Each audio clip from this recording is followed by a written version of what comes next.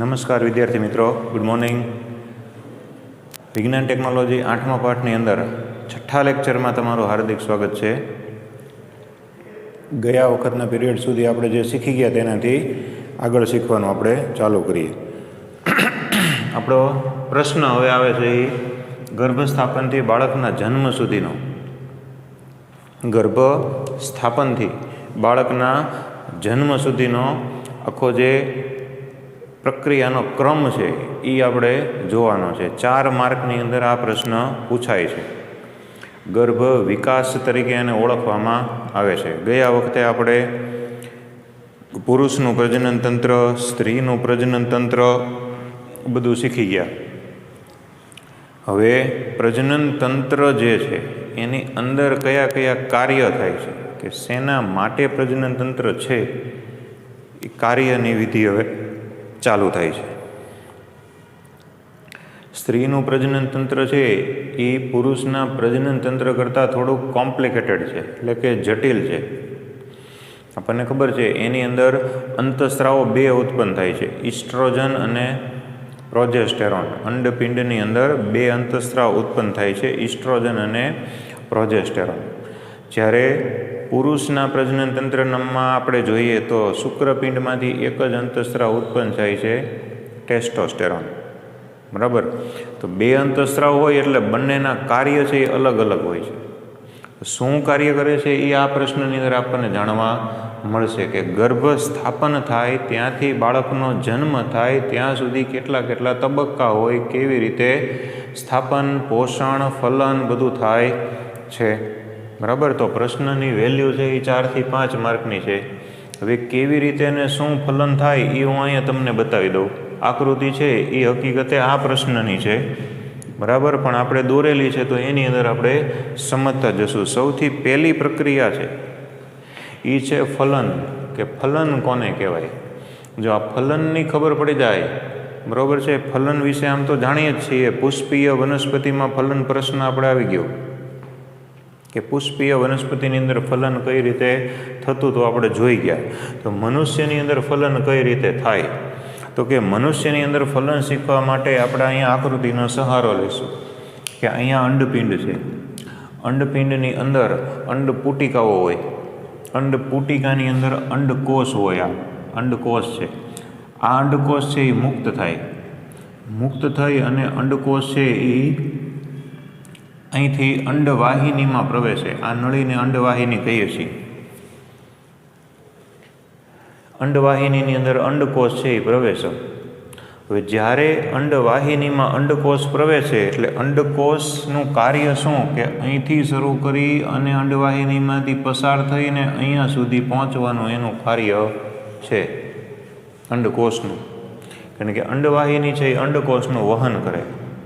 એટલે પહેલો મુદ્દો જ આપણે એ લખવાનો કે અંડપિંડમાંથી અંડકોષ મુક્ત થઈને અંડવાહિનીમાં પ્રવેશે છે. અંડપિંડમાંથી અંડકોષ આજે બહાર નીકળો એ કોણ છે? અંડકોષ. તો અંડપિંડમાંથી અંડકોષ મુક્ત થઈને અંડવાહિનીમાં પ્રવેશે છે. કે અંડવાહિનીમાં પ્રવેશો એટલે શું થયું, તો કે જ્યારે અંડવાહિનીમાં પ્રવેશે ત્યારબાદ આ મુદ્દો લખવાનો કે મૈથુન ક્રિયાથી જો આ શુક્રકોષો યોની માર્ગમાં દાખલ થઈને, બરાબર, મૈથુન ક્રિયા થાય એટલે અહીંયા કેટલાય બધા શુક્રકોષો છે એ અહીંથી અંદર દાખલ થાય. હવે એ શુક્રકોષો છે એ દાખલ થઈ અને અહીંથી શરૂ કરી અને અહીંયા સુધી પહોંચી જાય. આ અંડકોષ છે એ આ બાજુથી પહોંચી જાય એટલે અહીંયા આગળ ધારો કે અંડકોષ આવી ગયો, બરાબર, એનું વહન અહીંથી થયું, અંડકોષ અહીંયા ફરતો અહીંયા આવી ગયો. એ દરમિયાન શુક્રકોષો ત્યાં આગળ પહોંચી જાય, બરાબર. શુક્રકોષો છે એ દરમિયાનમાં ત્યાં આગળ જો પહોંચી જાય તો શું થાય છે, તો કે શુક્રકોષો અહીંયા આગળ જો પહોંચી જાય, બરાબર, અહીંથી કેટલાય લાખોની સંખ્યામાં શુક્રકોષો, કરોડોની સંખ્યામાં અહીંથી બધા આગળ વધે. આગળ વધતા એ જો અહીંયા આગળ પહોંચી જાય તો ફલનની પ્રક્રિયા થાય છે. જેવી રીતે આપણે પુષ્પમાં જોયું હતું કે પરાગ વાહિની હોય, બરાબર, એની અંદર પરાગ નલિકા હોય. પરાગ નલિકાની અંદર ઓલા 2 પુંજન્યો હતા. નર જનન કોષ એ આમ ઉપરથી નળીમાંથી ઉતરી આવતા હતા અને ભ્રૂણ પાસે એ મુક્ત થતા હતા.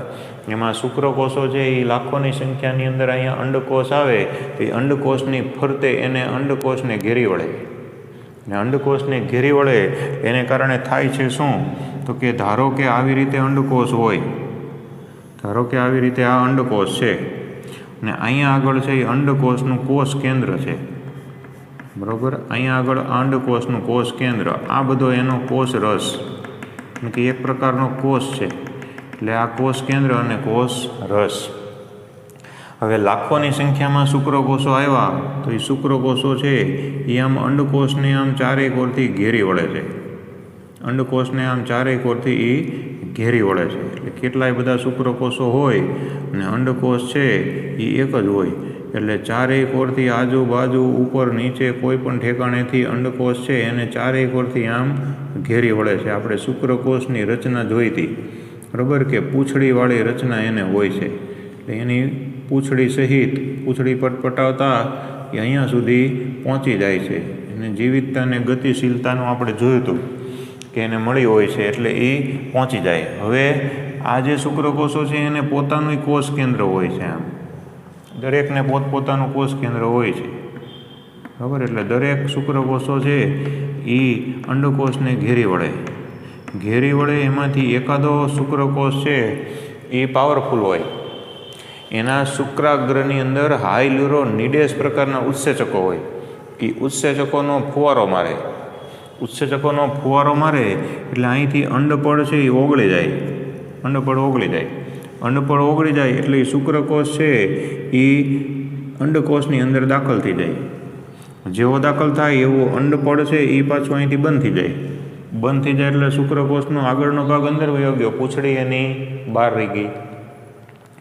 આટલી પ્રક્રિયા થાય ત્યાર પછી આ બીજા બધા શુક્રકોષો જે આજુબાજુ ગોઠવાયેલા છે એ બધા એનો પછી એક હારે સામૂહિક નાશ થઈ જાય છે, કારણ કે એક શુક્રકોષ છે એણે અંડકોષની અંદર જવા માટે સફળતા મેળવી લીધી, પછી આ બીજા બધા શુક્રકોષો જેટલા ગોઠવાણા હતા એ બધા શુક્રકોષો છે એનો પછી એક હારે નાશ થઈ જાય, બરાબર. નાશ થઈ જાય પછી એની પ્રક્રિયા જોવા જેવી છે. પછી શું થાય છે તો કે પછી અહીંયા આગળ આ જે શુક્રકોષ અંદર ગયો છે, બરાબર, એ શુક્રકોષ છે એનું કોષ કેન્દ્ર અહીંયાથી મુક્ત થાય અને એ કોષ કેન્દ્ર મુક્ત થઈને અંડકોષનું જે કોષ કેન્દ્ર છે એની સાથે ભળી જાય, એટલે બેયના કોષ કેન્દ્ર ભેગા થઈ જાય. બેયના કોષ કેન્દ્ર ભેગા થઈ ગયા. કોના અંડકોષનું કોષ કેન્દ્ર અને શુક્રકોષનું કોષ કેન્દ્ર, બંનેના કોષ કેન્દ્ર એકબીજા હારે મળી ગયા. જો કોષ દેખાતો નથી, માઇક્રોસ્કોપમાં દેખાય માંડ, એની અંદર કોષ કેન્દ્ર તો એ તો દેખાય જ નહીં, બરાબર. પણ ઇલેક્ટ્રોન માઇક્રોસ્કોપ લીધું હોય અથવા પાવરફુલ હાઈ પ્રોફાઇલ માઇક્રોસ્કોપ હોય તો એની અંદર આ બધી પ્રક્રિયા જોઈ શકાય છે. કોષ કેન્દ્ર છે એ બંનેના ભેગા થાય છે અને બંનેના કોષ કેન્દ્ર ભેગા થાય ને પછી આ જે આખી રચના તૈયાર થાય છે એને હવે અંડકોષ કહેવાતું નથી, પણ એ રચના છે હવે એ ફલિતાંડ તરીકે ઓળખાય છે. આના 2-3 નામ છે, ફલિતાંડ કહેવાય છે અથવા યુગ્મનજ તરીકે ઓળખવામાં આવે છે. તો ફલિતાંડ કહેવાય અથવા તો યુગ્મનજ તરીકે એને ઓળખાય છે, એટલે આ ફલિતાંડ બને છે. આ બધી પ્રોસેસ છે ફલિતાંડ બનવા સુધીની એ ક્યાંથી થાય તો કે અહીંયા અંડવાહિની આટલી જે છે અહીંયા સુધી પહોંચે ત્યાં સુધીમાં આ બધી પ્રક્રિયા છે એ થઈ જાય છે. આ પ્રક્રિયા છે એને ફલન કહેવાય છે, બરાબર. આપણે જે વનસ્પતિમાં જોયું હતું કોપી ટુ કોપી એ જ રીતે છે. વનસ્પતિની અંદર બીજાંડની અંદર બીજાશય જે હોય બીજાશયની અંદર એ પ્રક્રિયા થાય, ત્યારે અહીંયા આગળ અંડવાહિનીની અંદર આ પ્રોસેસ થાય છે, બરાબર છે, ફલનની પ્રક્રિયા. એટલે ફલનની પ્રક્રિયાથી ફલિતાંડ બને છે. તો અહીંયા આ 2 મુદ્દા ફલનની અંદર લખવાના. પહેલું તો કે અંડપિંડ છે એમાંથી અંડકોષ મુક્ત થઈ અને અંડવાહિનીમાં પ્રવેશે. બીજો મુદ્દો તો કે મૈથુન ક્રિયાથી શુક્રકોષો છે યોનિ માર્ગની અંદર પ્રવેશીને ગતિ કરીને અંડવાહિનીમાં પ્રવેશે અને પ્રવેશીને અંડકોષનું એ ફલન કરે છે, બરાબર. એટલે આ 2 મુદ્દા છે એ ફલનની અંદર લખવાના. ફલન આખી વસ્તુ શું છે એ મેં તમને આકૃતિમાં સમજાવી દીધી.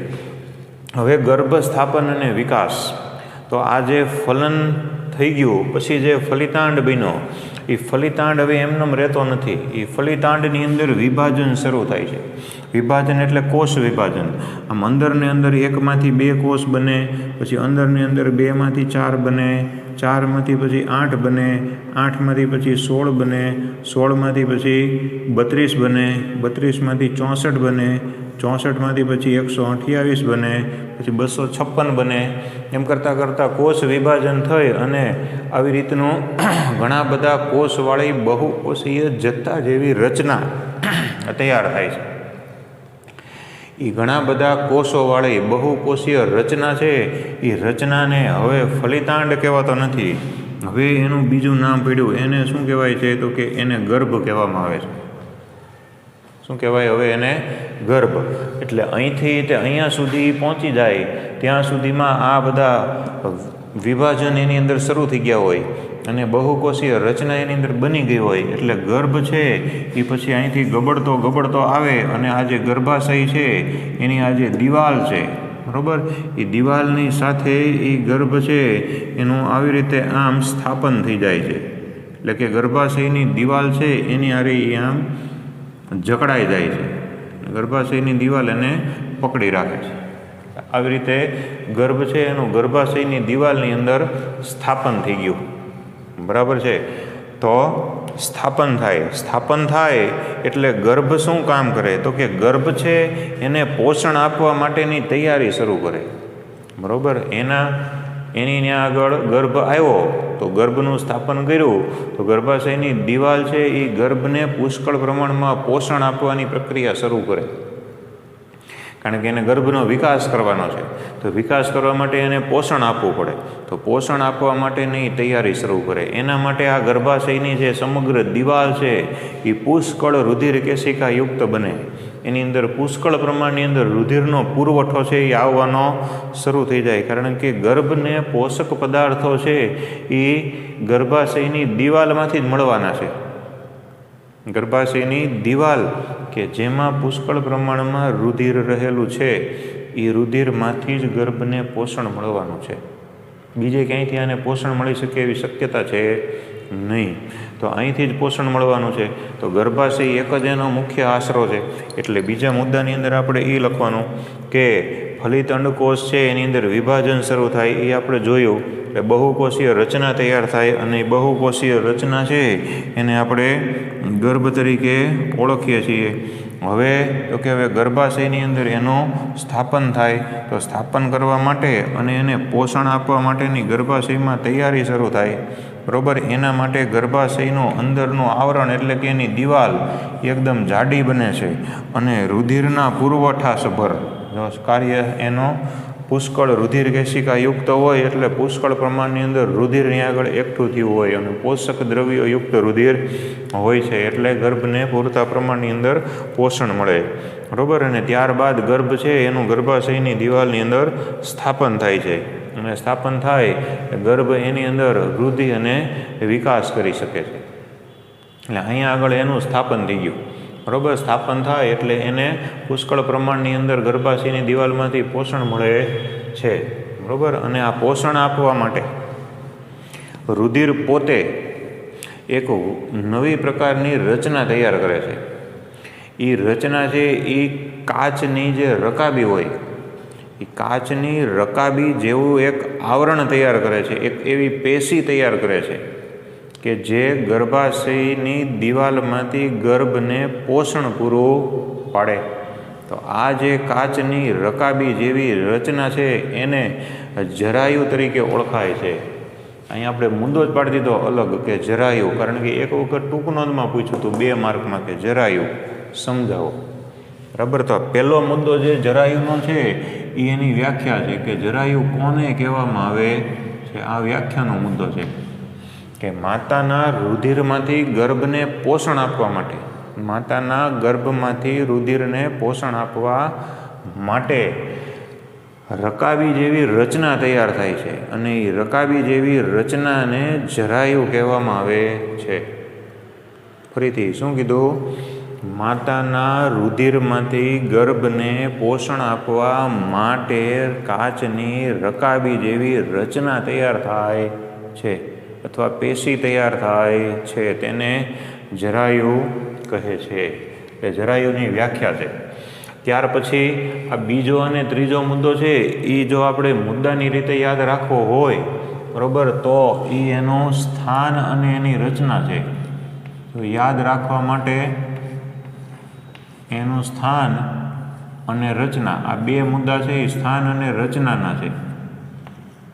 આ યાદ રાખવાની ટ્રીક છે કે ભાઈ પહેલો મુદ્દો શેનો હતો તો કે વ્યાખ્યાનો હતો, બીજો મુદ્દો શેનો આવ્યો હતો કે એના સ્થાનનો, ત્રીજો મુદ્દો એની રચનાનો. સ્થાન ક્યાં હોય છે તો કે જરાયુ છે એ ગર્ભાશયની દિવાલમાં હોય છે.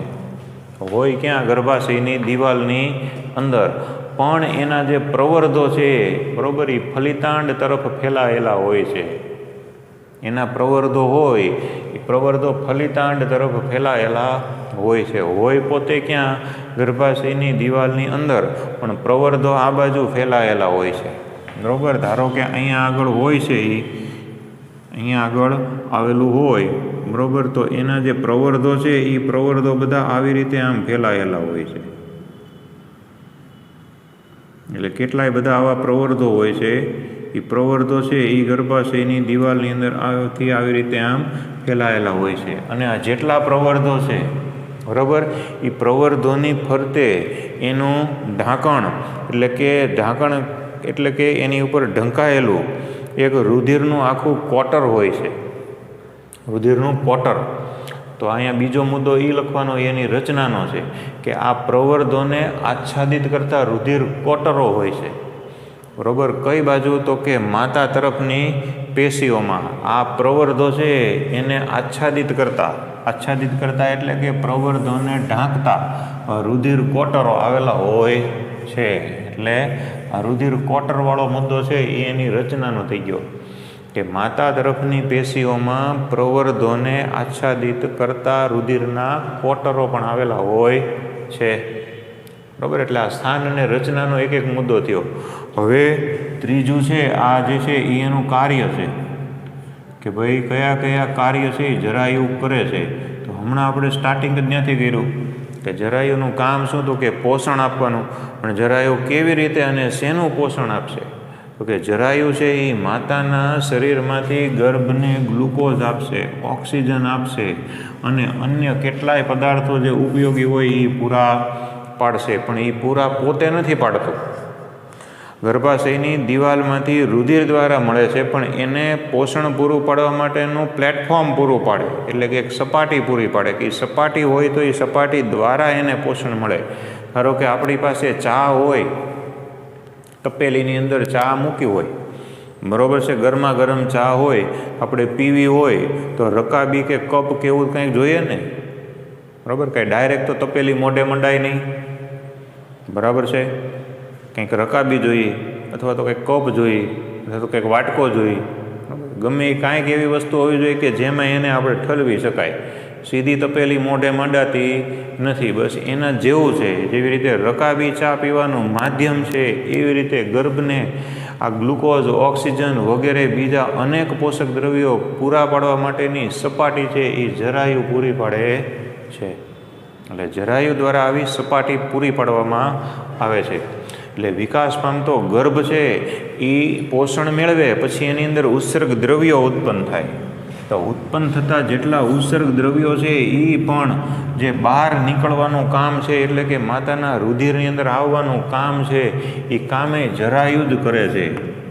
એટલે જરાયુના બે કામ થયા. પોષક દ્રવ્યો પૂરા પાડવા માટેની સપાટી જરાયુ આપે અને ઉત્સર્ગ દ્રવ્યો જે નિકાલ થાય એનું કામ પણ જરાયુ જ કરે છે. એટલે જરાયુ દ્વારા જ ઉત્સર્ગ દ્રવ્યો છે એ રુધિરની અંદર સ્થળાંતર પામે, કારણ કે એ પ્લેટફોર્મ છે, વચ્ચેનું માધ્યમ. એટલે પોષક દ્રવ્યો એ માધ્યમથી જાય, ઉત્સર્ગ દ્રવ્યો એ જ માધ્યમથી રિટર્ન આવે, બરાબર. એટલે જરાયુનું કામ પોષક દ્રવ્યો પૂરા પાડવાનું અને ઉત્સર્ગ દ્રવ્યો છે એનું રીતે સ્થળાંતર રુધિરમાં કરવાનું કામ જરાયુ કરે છે. તો જરાયુની અંદર આટલા મુદ્દા આપણે યાદ રાખવાના. ફરીથી પહેલો મુદ્દો એની વ્યાખ્યા થઈ ગઈ, બરાબર, કે માતાના રુધિરમાંથી ગર્ભને પોષણ આપવા માટે રકાબી જેવી રચના તૈયાર થાય છે તેને જરાયુ કહેવાય છે. બીજો મુદ્દો એનું સ્થાન કે જરાયું હોય ક્યાં, તો કે ગર્ભાશયની દિવાલમાં હોય છે, પણ એના પ્રવર્ધો ફલિતાંડ તરફ ફેલાયેલા હોય છે. પછી એની રચનાનો મુદ્દો કે માતા તરફની પેશીઓની અંદર જે પ્રવર્ધો હોય, માતા તરફની પેશીઓની અંદર જે પ્રવર્ધો હોય એ બધા પ્રવર્ધો છે એ ઢંકાયેલા હોય છે. રુધિરના કોટરો છે એ રુધિરના કોટરોથી આચ્છાદિત થયેલા એટલે કે ઢંકાયેલા હોય છે. ત્યાર પછી એનું કાર્ય પોષક દ્રવ્યો પૂરા પાડવા માટેનું ગર્ભને વિકાસ પામતા ગર્ભને ગર્ભાશયની દિવાલમાંથી અથવા તો માતાના શરીરમાંથી ગ્લુકોઝ, ઓક્સિજન અને બીજા પોષક દ્રવ્યો પૂરા પાડવા માટેની સપાટી જરાયું આપે છે. અને વિકાસ પામતા ગર્ભની અંદર ઉત્પન્ન થયેલા ઉત્સર્ગ દ્રવ્યો છે એનું માતાના શરીરના રુધિરમાં નિકાલ કરવા માટે પણ જરાયું છે એ કામ કરે છે. એટલે પોષક દ્રવ્યો, ઉત્સર્ગ દ્રવ્યો બંને એ જરાયું દ્વારા તે વહન પામે છે. હવે છેલ્લો મુદ્દો એની અંદર આવ્યો બાળકનો જન્મ. તો આ જે ગર્ભનું સ્થાપન થયું, બરાબર, ગર્ભનું સ્થાપન થયું પછી એને વિકાસ પામવા માટે આખો ગર્ભના સ્થાપનની પ્રોસેસ હોય છે. એ પ્રોસેસ પૂરી થવા માટે 280 દિવસનો સમયગાળો લાગે છે. મેડિકલ સાયન્સની ભાષાની અંદર 280 દિવસ, ગુજરાતી દેશીની અંદર 9 મહિના. 9 મહિના એટલે 1 મહિનાના 30 દિવસ ગણીએ તો 270 દિવસ થાય. પણ વિજ્ઞાન જે છે અથવા તો વૈજ્ઞાનિકો છે એણે જે સંશોધન કર્યું છે, જે સર્વ પ્રકારે બધું રિપોર્ટ મેળવીને અને ડૉક્ટરો છે એ એની ભાષાની અંદર 280 દિવસ લખે છે કે જ્યારથી અહીંયા ફલન થાય, કારણ કે એ લોકો ફલનની પ્રક્રિયા થાય ત્યારથી ગણે છે. હવે એને કાંઈ ખબર ન હોય ફલન ક્યાં છે, પણ અત્યારે સાધનો બધા વિકસી ગયા, સોનોગ્રાફી મશીન ને એવા બધા મશીન આવી ગયા, એનાથી એને ખબર પડી જાય કે આટલા દિવસ પહેલાં ફલન થયું હતું. એટલે 10 દિવસ એ ને 270 બીજા 280 દિવસનો સમયગાળો છે એ ગર્ભ વિકાસનો સમયગાળો કહેવામાં આવે છે. ગર્ભ વિકાસના સમયગાળા દરમિયાન અહીંયા આગળ ગર્ભાશયની અંદર ગર્ભનો વિકાસ થાય છે. વિકાસ થઈ અને એની અંદરથી પછી બાળક છે એ આખું બને છે. અને ત્યારબાદ ગર્ભાશયની દિવાલ છે એનું લયબદ્ધ સંકોચન થાય, લયબદ્ધ સંકોચન, અને એ લયબદ્ધ સંકોચનને પરિણામે પછી બાળકનો જન્મ થાય છે. બરાબર. તો આવી રીતે બાળકનો જન્મ કે માતાના શરીરની અંદર ગર્ભને વિકસિત થવા માટે ગર્ભ વિકાસનો સમયગાળો 280 દિવસ, અને 280 દિવસ બાદ ગર્ભાશયની દિવાલની પેશીઓની અંદર લયબદ્ધ સંકોચનને પરિણામે બાળકનો જન્મ થાય છે.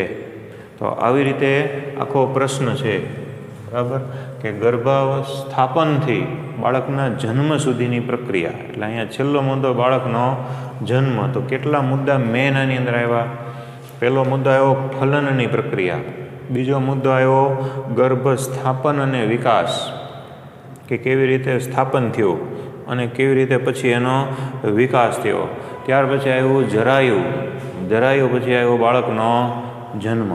અગત્યનો મુદ્દો છે એ આ છે ગર્ભસ્થાપન, બરાબર, કે ફલિત અંડકોષ છે એની અંદર વિભાજન શરૂ થાય. અહીંયા ફલન થઈ ગયું, આખી પ્રોસેસ કન્ટિન્યુડ છે કે અહીંયા આગળ પહેલાં અંડકોષ મુક્ત થાય, પછી અહીંથી શુક્રકોષો આવે, એ શુક્રકોષ અંડવાહિનીમાં અંડકોષનું ફલન કરે, ફલન થયા પછી ફલનની એના વિભાજન થાય, વિભાજન થઈને બહુકોષીય રચના તૈયાર થાય, એ રચનાને પછી ફલિતાંડ અથવા તો ગર્ભ કહેવાય. એ ગર્ભ છે એનાથી વિકાસ પામતા અહીંથી ગબડતો અહીંયા સુધી આવે, ગર્ભાશયની દિવાલની અંદર એનું સ્થાપન થઈ જાય. સ્થાપન થઈ જાય એટલે એને પોષણ આપવાની કાર્યક્રમ શરૂ થાય. એની અંદર ગર્ભાશયની દિવાલ છે એ રુધિર કેશિકા, રુધિર પુરવઠા સભર બને. જરાયુ એની અંદર ગર્ભાશયની દિવાલની પેશીઓની અંદર જરાયુ ઉત્પન્ન થાય, અને જરાયુ છે એના પ્રવર્ધો દ્વારા એને પોષણ આપે અને ઉત્સર્ગ દ્રવ્યોનો નિકાલે કરે, બરાબર. અને 280 દિવસ સુધી પ્રક્રિયા ચાલે અને પછી ગર્ભાશયની દિવાલનું સંકોચન લયબદ્ધ રીતે થાય અને બાળકનો જન્મ થાય. એટલે આખી પ્રોસેસ છે એ કન્ટિન્યુ પ્રોસેસ છે. આપણે મુદ્દા પાડી અને 2-3 મુદ્દાની અંદર યાદ રાખવું હોય તો આપણને ઇઝી પડે. અને આવી રીતે લખાણ લખવું હોય આપણે તો સામેવાળી વ્યક્તિ હોય જે પેપર ચેક કરતી હોય એને માર્ક આપવાની ઈચ્છા જાગે અંદરથી, એટલે આપણને માર્ક આપે. આપણું મેઇન કામ એ જ છે કે મેક્સિમમ સારી રીતે લખીને માર્ક મેળવી આવવાના. પછીનો પ્રશ્ન છે, સ્ત્રીમાં ઋતુચક્ર સમજાવો. 3 થી 4 વખત પૂછાઈ ગયેલો છે આ પ્રશ્ન છે. એના તે માર્કની વેલ્યુ છે એ 4 જ છે, બરાબર. ગર્ભ વિકાસનો સમયગાળોની બધું જોયું. હવે ઋતુચક્રની ક્રિયા છે એ આ પ્રોસેસ સાથે સંકળાયેલી છે, બરાબર. હવે અંડપિંડ છે એ કેટલા નંગ હોય? 2 નંગ અંડપિંડ હોય. આપણે અહીંયા તે દિવસે વાત કરી હતી કે હું એક જ સાઈડનું દોર્યું છું, અહીં બીજી સાઈડ છે એના જેવું જ હોય. એટલે એક અંડપિંડ આ બાજુ હોય, એક અંડપિંડ આ બાજુ હોય, બરાબર. તો બંને અંડપિંડ છે એની અંદરથી વારા ફરતી એક અંડકોષ મુક્ત થાય. વારા ફરતી એને એક મહિનાનો ઓલ્ટરનેટ સમય હોય કે 1 મહિનો પહેલે મહિને આમાંથી અંડકોષ મુક્ત થયો તો બીજે મહિને આ બાજુથી અંડકોષ મુક્ત થાય, તો ત્રીજે મહિને અહીંથી અંડકોષ, ચોથે મહિને અહીંથી, તો 5મે મહિને અહીંથી. એમ અંતઃસ્ત્રાવો છે એને ગોઠવણ જ આખી એવી કરેલી હોય કે એકનો એક અંડપિંડ છે એની અંદર 1 કરતાં વધારે અંડપુટિકા કોઈ દી મોટી થઈ શકતી નથી, એટલે અંડકોષ મુક્ત કરી શકતી નથી. એટલે વારા ફરતી એક અંડપિંડની અંદર એક અંડપુટિકા છે એ મોટી થાય ને અંડકોષ મુક્ત કરે, બરાબર. એટલે દર મહિને એક અંડપુટિકા વિકસે અને એમાંથી અંડકોષ મુક્ત થાય. અંડકોષ મુક્ત થઈને સીધો આવે ક્યાં? અંડવાહિનીમાં આવે. હવે અંડવાહિનીની અંદર જેવો અંડકોષ પ્રવેશે, અંડવાહિનીમાં જેવો અંડકોષ પ્રવેશે પછી જો એનું ફલન થાય, આ પ્રોસેસ ફલન, તો ફલન થાય તો ફલિતાંડ બનીને ગર્ભ બની જાય તો વાંધો આવતો નથી. પણ જો ફલન ન થાય તો એનું આયુષ્ય 1 જ દિવસનું હોય, 24 કલાક. 24 કલાકની અંદર એ અંડકોષ છે એ મૃત્યુ પામે, બરાબર છે. અંડકોષનું આયુષ્ય કેટલું હોય? 1 દિવસનું. કેવો અંડકોષ? તો કે ફલન થયા વગરનો અંડકોષ. અને અમસ્તુ રીતે ફલન થઈ જાય અંડકોષનું પછી તો એને અંડકોષ કહેવાતો જ નથી, પછી તો એનું નામ ફલિતાંડ થઈ જાય છે, બરાબર છે.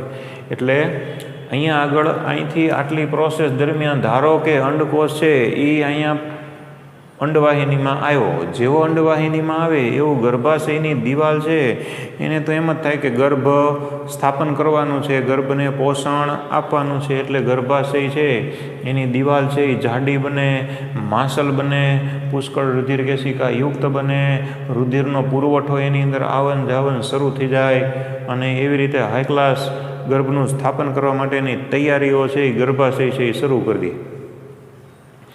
પણ જો ફલન ન થાય અને ફલિતાંડ ન બને, જો ફલન ન થાય એટલે કે ફલિતાંડ બને નહીં તો ગર્ભના સ્થાપન માટે જે ગર્ભાશયની દિવાલે જે તૈયારી કરી હતી એ ગર્ભાશયની દિવાલ છે એ તૂટે, એની પેશીઓ છે એ બધી તૂટી જાય, એની અંદરથી રુધિર કેશિકાઓ બધી તૂટી જાય અને એ શ્લેષ્મનું સ્તર આખું છે એ રુધિર સાથે યોનિ માર્ગ દ્વારા નિકાલ પામે છે, બરાબર છે. અહીંયા જેટલી તૈયારી થઈ હતી ગર્ભ સ્થાપન માટે બધી તૈયારી પડી ભાંગે, અને પડી ભાંગે એટલે ગર્ભાશયની દિવાલ તૂટી જાય, એની અંદર રુધિર કેશિકાઓ તૂટી જાય, એની અંદર શ્લેષ્મનું સ્તર ને તૂટેલી રુધિર કેશિકા ને રુધિર ને એ બધું યોનિ માર્ગ દ્વારા નિકાલ પામે છે.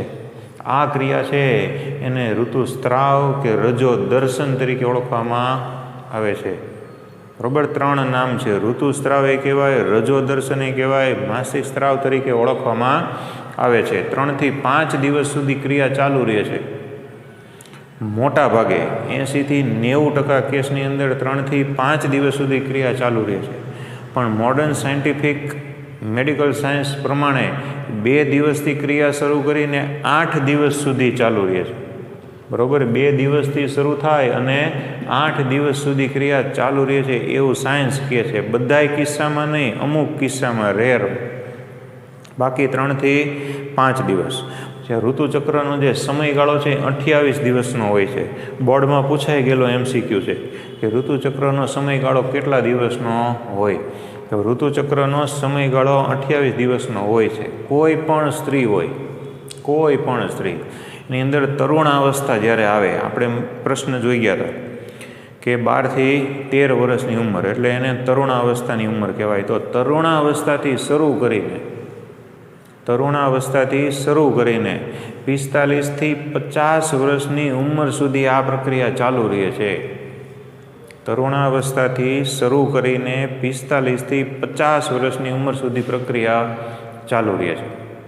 અને 45 થી 50 વર્ષ સુધી ચાલુ કેમ રહી? તો કે તરુણાવસ્થાની અંદર ઓલું પિટ્યુટરી ગ્રંથિ હતી, એની અંદરથી હોર્મોન આવ્યો હતો. એ હોર્મોને અંડપિંડને ઉત્તેજિત કર્યું અને અંડપિંડમાંથી ઇસ્ટ્રોજનને પ્રોજેસ્ટેરોન બહાર નીકળ્યા અને ઇસ્ટ્રોજનને પ્રોજેસ્ટેરોને આ ઋતુસ્રાવને રજોદર્શન શરૂ કર્યું.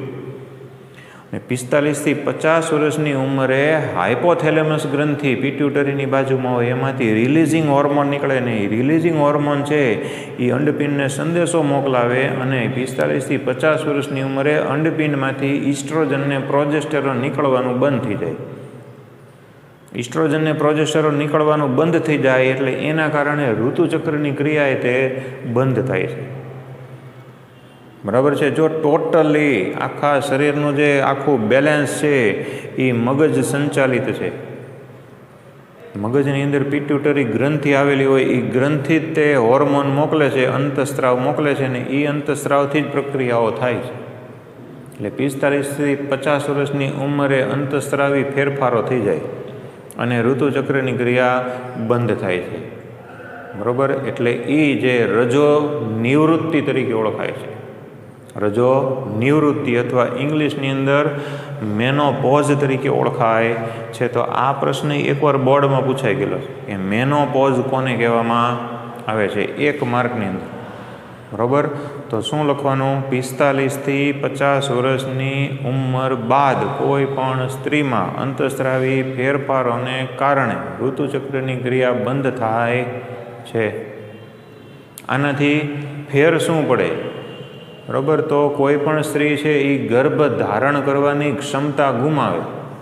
રજો નિવૃત્તિ થઈ જાય ત્યાં સુધી એ ગર્ભ ધારણ કરી શકે, પણ નિવૃત્તિ થઈ જાય પછી ગર્ભ ધારણ કરવાની ક્ષમતા ગુમાવે. એટલે તરુણાવસ્થાથી શરૂ કરીને 45 થી 50 વર્ષની ઉંમર છે ત્યાં સુધી એ ગર્ભ ધારણ કરી શકે. બરાબર. પણ 45 થી 50 વર્ષની ઉંમર બાદ ગર્ભ ધારણ કરવાની ક્ષમતા ગુમાવે છે. બરાબર. પણ ગર્ભાશયને વિકસિત થતા અને ગર્ભને પોષણ આપી શકે, ગર્ભનું સ્થાપન કરી શકે એવું થવા માટે એની ઉંમર છે એ 18 થી 20 વર્ષની મિનિમમ હોવી જોઈએ. કારણ કે 18 થી 20 વર્ષની ઉંમર થાય ત્યારે ગર્ભાશય છે એની દિવાલ છે એ ગર્ભનું સ્થાપન કરવા માટે એકદમ સક્ષમ બને છે. એ પહેલાં ગર્ભાશય હોય ખરું, બરાબર, સક્ષમ ન હોય, એટલું બધું સક્ષમ ન હોય એને કારણે શું થાય તો કે ઘણાઈને આપણે એવું જોયું હોય કે ગર્ભ છે એ પૂરેપૂરું સ્થાપન છે એ કરી ન શકે, એની સપાટી એકદમ લીસી થઈ જાય તો ગર્ભ સ્થાપન થયા બાદ ગર્ભ પડી જાય છે, અધૂરા મહિને જન્મ થઈ જાય અથવા તો એને મહિના પૂરા ન થાય ત્યાં ગર્ભ છે એ ફલન થયા વગર, એટલે ફલન થઈ ગયું હોય પણ એ ગર્ભ છે એ સ્થાપન થયા વગરનો પડી જતો હોય છે. એટલે આવી ઘણી બધી ક્રિયાઓ છે એ થાય છે. એટલે એનું ખૂબ જ ધ્યાન રાખવું પડે. બરાબર છે. કારણ કે દિવાલ છે એ પૂરેપૂરી સક્ષમ હોવી જોઈએ કે એ ગર્ભને એકદમ સપાટી સાથે પકડી રાખે 280 દિવસ સુધી. બરાબર છે. તો આવી આખી પ્રોસેસ છે. તો 2 પ્રશ્ન છે એ આપણે અહીંયા થયા. બંને પ્રશ્ન છે એની વેલ્યુ છે એ 4-4 માર્કની છે. પહેલો પ્રશ્ન આપણે જોયો એ ગર્ભ સ્થાપનથી બાળકના જન્મ સુધીની પ્રક્રિયા. બરાબર છે. અને બીજો પ્રશ્ન આપણે જે જોયો એ આપણે સ્ત્રીમાં ઋતુચક્રની ક્રિયા. તો આ ઋતુચક્રની જે ક્રિયા છે એની અંદર આ આકૃતિ છે એ દોરવાની છે. એમાં આવું નથી દોરવાનું, કાંઈ એમનેમ દોરવાનું છે. બરાબર છે. અને આ જે પ્રશ્ન છે એની અંદર કંઈ આકૃતિ દોરવાની જરૂર નથી. એની અંદર લખાણ જ એટલું છે કે 4 માર્ક આપણને મળી જાય.